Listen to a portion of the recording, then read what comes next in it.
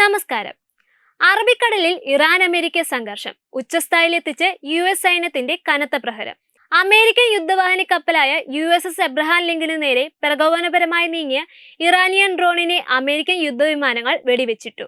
സമാധാന ചർച്ചകൾക്കായി നയതന്ത്ര നീക്കങ്ങൾ നടത്തുന്നതിനിടെയുണ്ടായ ഇറാന്റെ ഈ ധിക്കാരപരമായ നീക്കത്തിന് ട്രംപ് ഭരണകൂടം നൽകിയ കനത്ത തിരിച്ചടി പശ്ചിമേഷ്യയിൽ വീണ്ടും യുദ്ധഭീതിയിലാഴ്ത്തിയിരിക്കുകയാണ്.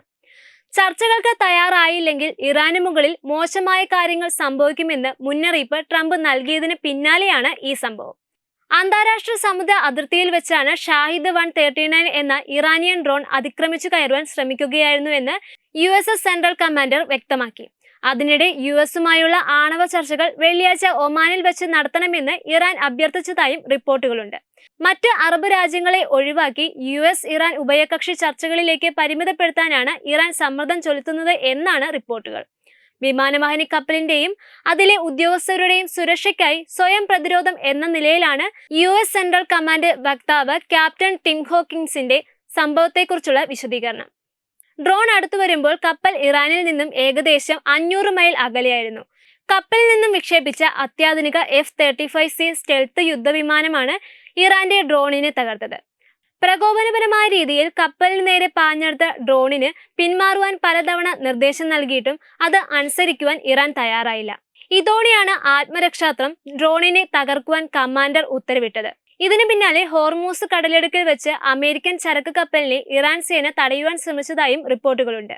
ഡ്രോൺ എന്തിനാണ് കപ്പലിനെ സമീപിച്ചത് എന്ന കാര്യത്തിൽ വ്യക്തതയില്ലെന്നും ക്യാപ്റ്റൻ ടിം ഹോക്കിൻസ് കൂട്ടിച്ചേർത്തു. ഈ സംഭവത്തിൽ അമേരിക്കൻ സൈനികർക്ക് ആർക്കും പരിക്കേൽക്കുകയോ ഉപകരണങ്ങൾക്ക് നാശങ്ങൾ സംഭവിക്കുകയോ ചെയ്തിട്ടില്ല. അമേരിക്കയും ഇറാനും തമ്മിലുള്ള സംഘർഷം നിലനിൽക്കുന്ന സാഹചര്യത്തിൽ മേഖലയിൽ അമേരിക്കൻ സൈനിക സാന്നിധ്യം വർദ്ധിപ്പിച്ചിരിക്കുകയാണ്. ഈ സംഭവം ആണവ ചർച്ചയിൽ അമേരിക്കയുടെ ഭീഷണിക്ക് ഇറാൻ വഴങ്ങില്ലെന്ന നിലപാട് ഖമേനിയുടെ മുഖ്യ ഉപദേഷ്ടാവാണ് വിശദീകരണം നൽകിയത്. ആണവ ചർച്ചയിൽ വിട്ടുവീഴ്ചയില്ലെന്നും സമ്പുഷ്ടീകരിച്ച യുറേനിയം ഇറാൻ വിട്ടുനൽകില്ലെന്നും അദ്ദേഹം വ്യക്തമാക്കി. എന്നാൽ ആണവ ചർച്ചകളിൽ നിന്ന് പിന്മാറുമെന്ന് അദ്ദേഹം പറഞ്ഞിട്ടില്ല. എന്തു വന്നാലും സമ്പുഷ്ടീകരിച്ച യുറേനിയം വിട്ടുനൽകിക്കൊണ്ടുള്ള സമവായത്തിന് ഇല്ലെന്ന സൂചനയാണ് ഇറാൻ പരമോന്നത നേതാവിന്റെ ഭാഗത്തു നിന്നും ഉണ്ടായിരിക്കുന്നത്. ഇതിന് പിന്നാലെയാണ് ഇറാന്റെ ഡ്രോൺ അമേരിക്കയ്ക്ക് നേരെ കടന്നാക്രമിച്ചത്. ഇറാന്റെ ഏത് പ്രകോപനത്തെയും നേരിടാൻ മഹാർമാഡ എന്ന് വിശേഷിപ്പിക്കുന്ന കൂറ്റൻ യുദ്ധക്കപ്പലുകളുടെ വ്യൂഹമാണ് അമേരിക്കൻ കടലിൽ വിന്യസിപ്പിച്ചിരിക്കുന്നത്. ചർച്ചകൾക്ക് ഇറാൻ വഴങ്ങിയില്ലെങ്കിൽ ഓപ്പറേഷൻ മിഡ്നൈറ്റ് ഹാർമർ പോലെയുള്ള അതിശക്തമായ സൈനിക നീക്കങ്ങൾ ഇനിയും ഉണ്ടാകുമെന്നും ട്രംപിന്റെ മുന്നറിയിപ്പുണ്ട്. ന്യൂസ് ഡെസ്ക് തത്തുമൈ news. Brought you by Kerala AIDS control society. HIV AIDS സംബന്ധമായ സംശയങ്ങൾക്ക് 1097 എന്ന 24 മണിക്കൂറും പ്രവർത്തിക്കുന്ന ടോൾ ഫ്രീ നമ്പറിലേക്ക് വിളിക്കുക.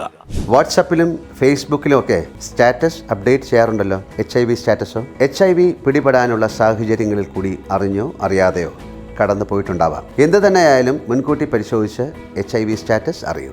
സൗജന്യ HIV പരിശോധനയും കൗൺസിലിങ്ങും ആരോഗ്യ കേന്ദ്രങ്ങളിൽ പ്രവർത്തിക്കുന്ന ICTC അഥവാ ജ്യോതിസ് കേന്ദ്രങ്ങളെ സമീപിക്കുക. നിങ്ങളുടെ സ്റ്റാറ്റസ് എന്തായാലും വിവരങ്ങൾ രഹസ്യമായി സൂക്ഷിക്കുന്നതായിരിക്കും.